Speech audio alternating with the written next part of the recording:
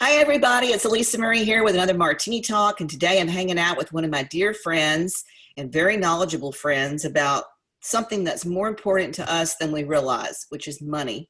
It's Danyell Davis, and she is with the National Financial Literacy Campaign and World Financial Group. And I have been just thrilled to talk to her about teaching people how to make money work for them, teaching people about how money can make them wealthy and how money can get them in a lot of trouble too. And it's really important to educate everybody on money. So Danyell, thank you so much for being here today.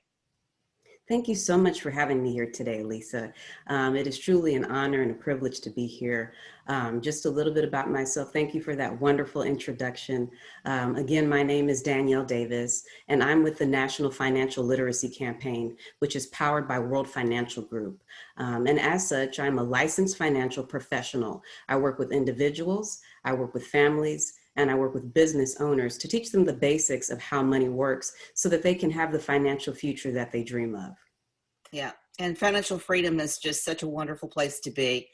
There's so many people in this country that just don't ever see that. They don't ever have that peace of mind. And I just love the fact that your mission and your entire goal in life, really business wise, is to really teach people about money and the resources available to them to educate them as well.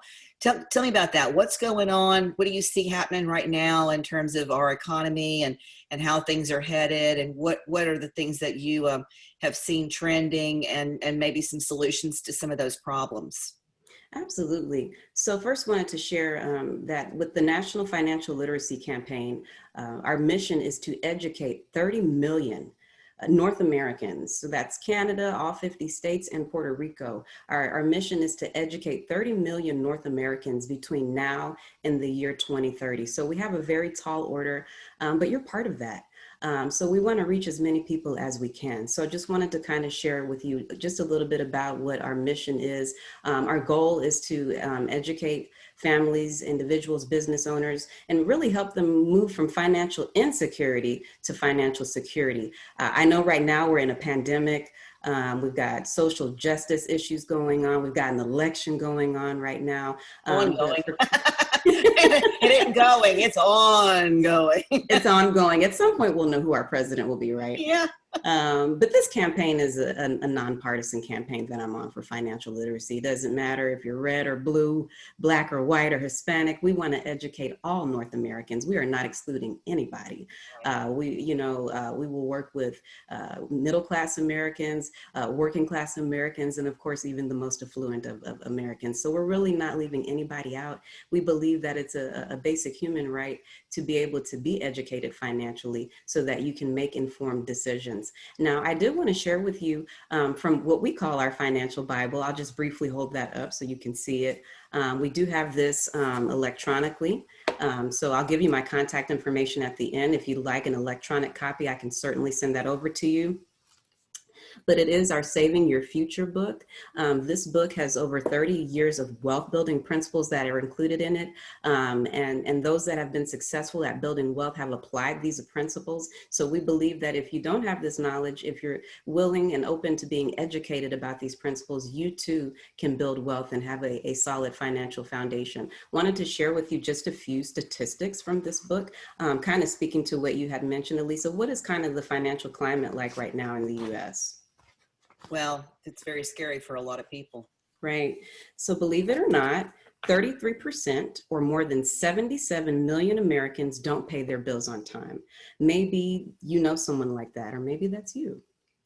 39% carry credit card debt from month to month, and only 59% of adults say they actually have any savings at all. Worse more, now than half think it's acceptable to default on their mortgage. If they can't afford to pay it, they simply walk away from it, not recognizing the ramifications and the long-lasting results that are going to come from those decisions. Another thing is that 38 million Americans are living from paycheck to paycheck right now.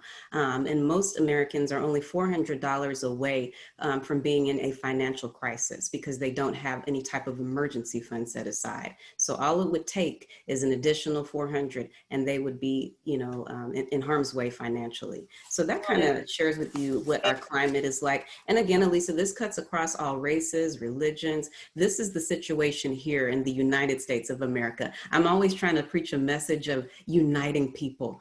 So I wanted to kind of put that out there, because a lot of times people think, well, is that just limited to one group? No, that is the statistics for the United States of America, the entire country. So what does that say? To me, that says that people are hurting financially. And I believe the best about people. Most people want to retire with dignity. Most people want to send their kids to college and be debt free. But if we don't have the know-how, if we don't have the knowledge or the tools to do so, how are we going to do it? And as I've shared with you, Alisa, so yes, I'm a licensed financial professional, but I am also a licensed school teacher, principal, and therapist. So prior to getting into financial services, I worked as an educator. And while there were a lot of things that we did well for our students, one area where I feel that we consistently fell short was in the area of financial literacy. We're teaching kids how to do geometry and trigonometry and calculus, but we're not teaching them the fundamental skills that they need to be successful in life, which is financial literacy. And so with our National Financial Literacy Campaign, what we're doing is we're bridging the gap, and we're providing world-class financial literacy to all Americans. And that's one of the things that made me really want to have you be on the show, because, as Auntie A, right, as the photographer of all these families and Auntie A's, what the children call me, they look to me for resources and answers to different things. And as the kids have gotten older, a lot of times they'll come to me and say, well, how do I balance a checkbook, or how do I write a resume? And yeah, they're coming to see me for photography, but they're also looking to me as a resource for how to help them. And they know that we know what we're doing, right? We've got rental properties and we've got our fingers in different things in multipreneurship, and they look to me to kind of guide them. And I have always been so amazed that, like you said, we've got all these different math classes in school. Right. And it doesn't matter if you're in private or public education, there's not a basic math class that starts, and I would say maybe it should start in middle school, to really help you understand what money does, how money works, how to make money grow, how to save money, and how to understand all of that in terms of a progressive concept like you would algebra, right?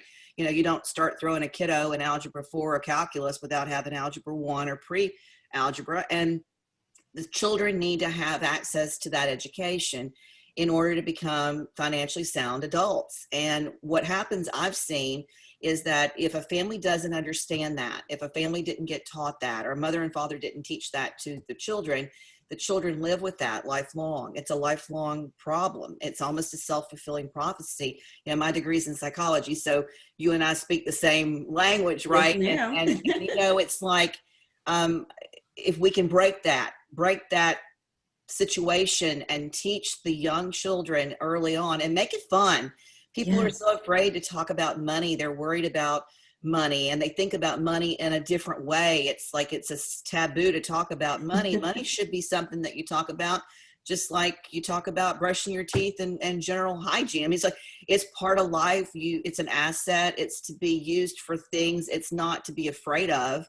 And children need to learn how to use that and manage it early on, so that they become really well versed and understanding that, so that by the time that they've graduated from college, they understand what to do and how to save and how to buy the things that they need, like houses and investments, and leave this world financially secure for the next generation, for their family. And that's what you're passionate about. And that's what I'm passionate about, is teaching the children. Now, I mean, I'm not saying I'm not passionate about helping everybody, because I am as well. You know that, and everyone that listens and follows me knows that too. But what I really love is your mission and passion to teach the children, and get that information into their hands. There's a lot of workshops and stuff that you also offer. And I'm going to have in the episode information below, like everything, how to get a hold of you, the schedule of workshop, all of that. But briefly touch on what you've got coming up with workshops for the community. Absolutely. So because we try to eliminate every barrier, right? Sometimes you don't know what you don't know, right? And we recognize that there are a lot of barriers and there are a lot of reasons why people are not properly building wealth. They're not properly saving. The number one enemy to building wealth is not having the knowledge and the know-how or the basic understanding of how money works. And so part of what we're doing every single week with our National Financial Literacy Campaign is we are offering free, that's free 99. Right. We're offering complimentary financial workshops because we don't want the cost to be a barrier. We want people to freely come, learn, gain the knowledge, and then apply that knowledge. We're looking for people who want to get off the bench and get in the game. We're looking for people who are action oriented, because again, knowledge is powerful. But if you apply that knowledge, man, that can change your life. Yeah. So we really like to get people in a situation where they're committed to going through all the workshops because they're all very powerful. But beyond that, it's important to go from knowing to doing and actually putting a plan in place. And I'm licensed and I'm well capable and able of helping you to do that as well. So every week we do have workshops. Almost every single day we have workshops. But I'll give you a couple of days and times that we have them. And then as Alisa mentioned, she will provide you with my contact information and you can reach out to me independently or individually. And I can find a workshop that will suit your schedule, because we do want to make sure that, we find a day and time that is going to work for your schedule. One day that we offer our workshops are on Tuesday nights at 7:30. And by the way, because we are in the pandemic, we actually do have a financial center that I am housed or based out of. But because of the pandemic, we've gone to an online model. So you'll be able to Zoom in from the comfort of your home or your office, and you'll be able to access these workshops. So like I said, every Tuesday at 7:30 p.m., we do offer these financial workshops, but they're also offered throughout the week at various times. I think we've got one in the morning, one midday, and one in the evening, almost every single day. So we want people to be without excuse, and we want people to find a day and time that will, suit their needs and suit their schedule, and we want to get them plugged in. Now, as far as the actual workshops themselves, we offer workshops that teach the following. How can you increase your cash flow and manage debt? Everybody needs to know that. How do you build a strong financial foundation and make sure that you have proper protection in place? Most people don't know what that is. Well, we explain to you what is proper protection, okay? We talk about building wealth, asset accumulation, retirement planning, wealth preservation, and we are doing that every single week. We also talk about estate planning, right? Most people think that you have to be extremely super wealthy to have an estate. That's not true. As long as you own anything, if you have a bank account, if you have a pair of shoes, if you have a home, if you own anything at all, then you have an estate, and you don't want to leave it to chance, and you don't want to leave it to the state of Texas to decide how your assets will be distributed. God forbid something happens to you. And so we actually do have a partnership with a network of attorneys that we work with to help people get a proper estate plan in place. Do not leave it to chance, because believe me, the state of Texas will not have the same plans in mind that you do. Yeah. And you want to make sure you get those things in place. So the Louis Vuittons will not make it to your granddaughter if you don't have a will with it written down, okay? Right. The Louis Vuittons have to be willed to the right people. Even, yes, red bottoms and Louis Vuittons, they've got to be willed to who you want them to go to, not what the state of Texas wants, Right. So yes, again, it doesn't matter large or small or in between. Everyone, if you own anything at all, you have an estate, and you don't want to just leave it to lip service. You want to get it written. You want to have it in writing, and you want it to be official. That way there's limited conflict. If something happens to you, and it's very clear to your beneficiaries how you willed for your possessions to be passed down. So we definitely encourage everyone to look into that, and we have some very affordable and simple solutions, because we've learned that a lot of the reasons why people don't have estate planning in place, they think it's too expensive, they think it's going to be difficult, and of course the whole thing about procrastination. So none of us is promised tomorrow, So while you're living and breathing, you want to get all of your affairs in order, and I'm happy to help you out with that. Another thing that we offer, in addition to a complimentary estate plan review, is we also do offer a complimentary financial review where we basically help to give you the blueprint for your particular situation. We recognize that no two situations are the same.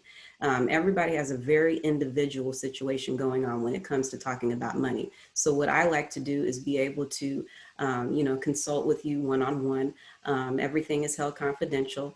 As I said, I would never put, you in jeopardy or put my license on the line. So any information that you share with me is client privilege, and I'm sure you'll know that I'm going to make sure that it's confidential, and we're not sharing your information with anyone that shouldn't have that information. So that's kind of, in addition to us educating individuals through these workshops, we're also able to educate you one-on-one and kind of take a deep dive into your financial situation and actually help to craft and customize a blueprint for your particular situation. We're able to identify any gaps or holes in your financial plan and make sure that you have, those things in place. Sounds wonderful. Well, guys, I want to hope that you have found value in all of this. And, she's coming back. We've been talking about this for a while now, and there's so many different things that we can do to help each other in the community. And you're a resource to really help people get a good, strong handle on what money does and how money works and how to get their money right. Yes. And it's just a wonderful thing that you're available to help people. And there's a lot of complimentary services that are also included, which is nice, because a lot of people think when they start to do financial stuff, or they start to think about things like wills and financial planning, that it's going to be not only complicated, but very expensive. Right. So they're very reluctant, because they're like, well, I already don't know if I have enough money to just do what I need to do on my daily basis. I certainly don't need to add another cost that's not necessary, even though it is necessary. Right. But they wait, and that's part of that procrastination factor in there. So for my viewers, I hope you guys have found some value in this today. Danyell, thank you for being here. We look forward to having you again soon. And don't forget to do me a favor and like and share and ring that bell so that you're notified whenever we drop another episode. And we haven't done it, but here we go. Cheers to you. And we have had a very interesting pandemic-y, but fantastic nonetheless, Martini talk. So we'll see you soon. Take care. Absolutely. Thank you so much.